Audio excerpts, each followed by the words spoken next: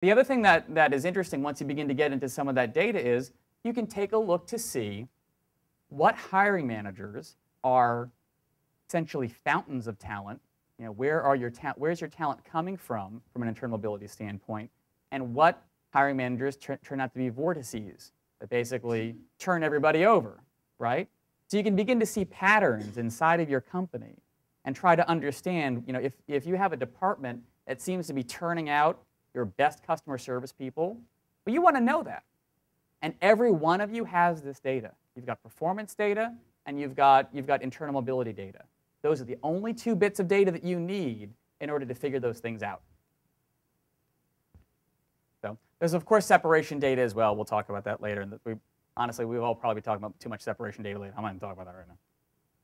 All right, so here's the portion of the talk where I try to scare you into never opening Excel again. All right, so the first statistic is that 5% of all spreadsheets have errors when you type stuff in. Now, this is a baseline assumption that most professors make as they're looking at key-in information. We are pretty much 95% accurate. The only exception that was documented were account executives and copywriters at Bernard Hoda's group typing in ads. That's all I'm saying. Now, the University of Hawaii did another study where they looked at thousands of corporate spreadsheets. These are all public companies, and they audited essentially the pro forma statements for things that hit the street.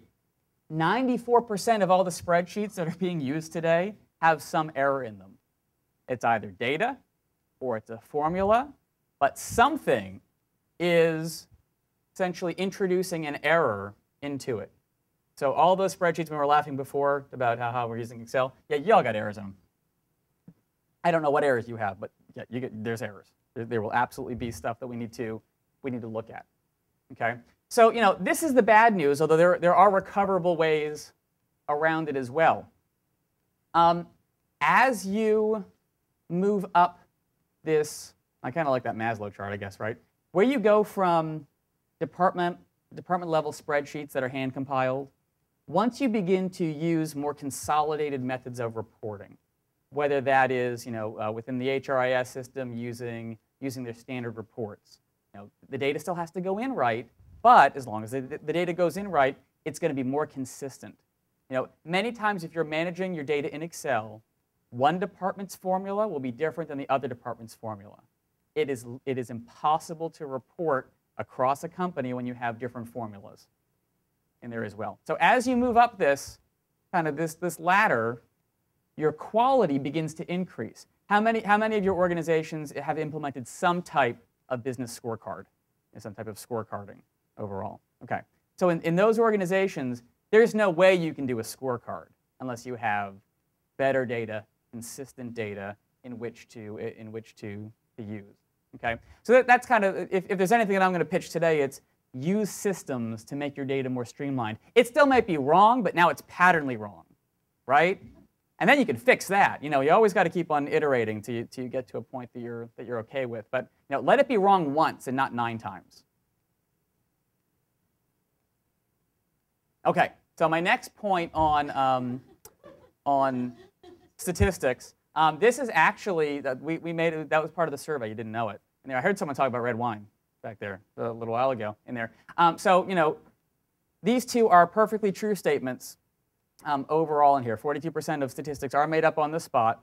By the way, there really is a book called How to Lie with Statistics. It was written in the 50s, and it's great. It still holds up very well today. It's a very funny book in there, and it shows some of the patterns that we either wittingly or unwittingly are engaged in right now.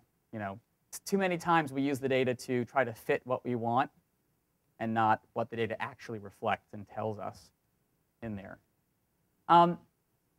This article came out from the Wall Street Journal, and it kind of took me by surprise because it tricked me. And so I'm going to try to trick you too. You know, in Not Your Father's Pay, Why Wages Are Weaker, it says the median income for a man in his 30s, a good predictor of his lifetime earnings, was $35,000, 12% less than in 1974. Which one? I was like, oh, it was me. But when I'm looking at this overall, I noticed that they said median. I said, aha. They used a statistic that we probably should be looking at. Okay, so I need to roll back all of our clocks for a moment. Okay, we're going to roll back our clocks to 7th grade math. Okay, so if you had braces, kind of, get the peanut butter out of your teeth and so forth in there. If you remember in 7th grade, the math teacher told us that there were 3 different kinds of averages. Okay, you had the median and you had the mean. Okay, now the mean is that what we all use, which is add up all the numbers, divide by the total whatever's, hires or so forth, and that'll give you an average. But average has 2 meanings. So if I took here time to fill data, and I know some of you in the room because I know your data, you have hires that had time to fill 366 days. Especially some of your hardest to hire positions, that absolutely happens inside of organizations. And what do the recruiters always say? Well, that's not fair. We can't put that one in there. It's going to mess up all the information.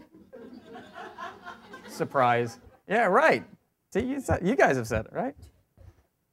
Well, yeah, it does. Because when I do it with this number line of time to fill, it makes it 125 days in there. So it does kind of mess it up, doesn't it? It does. Darn can't. We just got to stop recruiting, I guess, right? But if I use the median, and remember the median means I'm just going to go to the middle of the number lines. I'm going to keep on walking until I hit the middle, whatever number is in the middle, and take that one. That's a median. Now, what a median does is removes some of the bias that may happen if you don't have those gorgeous bell curve style bits of information. And guess what is almost always never a bell curve time to fill? Almost never. If it is, it's like so wide out this way and so wide out this way. So you can actually use the median instead of the mean, and now it's 32 days. Now, the one thing that I have to say, is it my next slide? I forget. Okay, no, I didn't. I'll say it here. Is this is not cheating. Okay? Do not say, hey, this guy told me how to cheat, so I'm going to go and cheat and ha-ha, right? It's only cheating if you don't tell people what you're doing and if you keep on switching it. You can't choose between median and mean depending on the month and which one looks better, right? That is cheating, okay? But if you use median as that and actually put a little parentheses next to your average time to fill as median, that is acceptable. It's an acceptable use of the statistic because what you're trying to do here is get closer to reality. The 125-day time to fill actually tells me nothing. It doesn't give me the reality of what's going on so I can act on it. 32 days actually is a more reliable number for me because there's not a lot that I can do up here with this. There is no actionable item.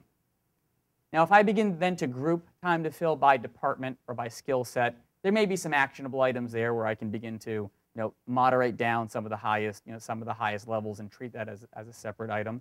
But when I group it all together, it gets lost, which is why I'm kind of endorsing, as you kind of leave today, take a look at median. It's in Excel, median instead of average, just with a little parentheses on it. It works very, very nicely. It's something nice to try out. Please, go ahead.